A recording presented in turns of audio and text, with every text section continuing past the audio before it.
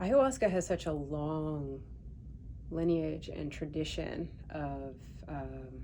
of traditional use in indigenous communities and tribes.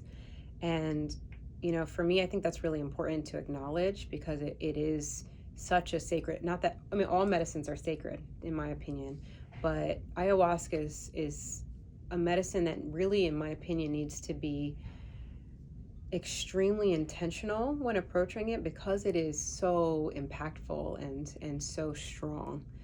And to have a shaman or a guide there that, often shamans have 20 plus years of experience learning the medicine, creating relationship with the medicine and the land and these states of being, right? The energetic states, the mental states, so that they're actually going into the realm with you, right there, because there's so many forces that we can open up, many doors and portals we can open up in that expanded state of consciousness.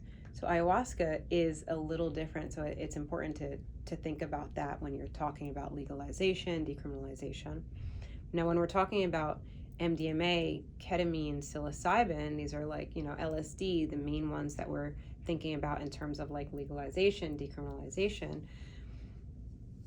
There are so many different pathways we can take, right? I think people should have access to grow their own medicine, and the war on drugs needs to be ended because there is an agenda behind it to incarcerate people of color and to infiltrate communities of color, right? Minorities.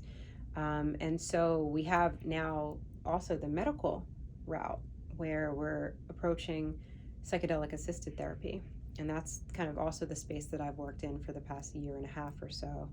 And so like with ketamine, for example, you have the opportunity to take this medicine, have it prescribed by a doctor, have a medical intake and a screening process.